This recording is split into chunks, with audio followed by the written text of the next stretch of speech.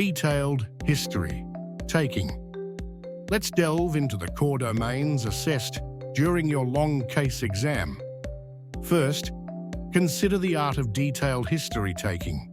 In this part of the exam, you must go beyond simply noting the main complaint.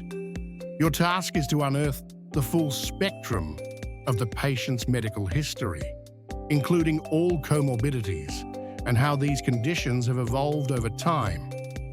Think of this as constructing a timeline where every piece of information, from the onset of symptoms and the results of past investigations to the effects of previous treatments, contributes to understanding the patient's journey.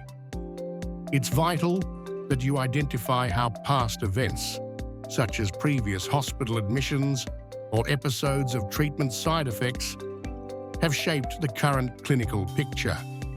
This level of detail sets the foundation for your entire assessment. Focused physical examination. Next, your ability to perform a focused yet thorough physical examination is paramount. Your approach should be systematic, ensuring you cover all the relevant areas linked to the patient's active issues while remaining mindful of underlying chronic conditions. The precision of your examination is key. It not only validates the history you've gathered, but also helps to either confirm or challenge your initial clinical impressions. Every physical finding should seamlessly integrate into the overall narrative you build about the patient's condition, identifying and prioritizing patient problems. Moving on, you need to demonstrate robust skills in identifying and prioritizing the patient's problems. After you've gathered a comprehensive history and completed a meticulous physical exam, your next step is to list all active issues. However, it's not enough to merely list these problems. You must prioritize them. Ask yourself which issues demand immediate attention and which can be managed over time. This prioritization process is crucial as it reflects your clinical reasoning and decision-making ability. It's about understanding the relative impact of each condition on the patient's health and quality of life, and then formulating a management plan that addresses the most pressing concerns first. Decisions for investigations and management. The next domain involves making informed decisions regarding investigations and management. Here, you're expected to select the appropriate diagnostic tests that will yield the most meaningful insights, all while balancing the risks and benefits for the patient. Your management strategy should be both evidence-based and tailored to the patient's unique situation.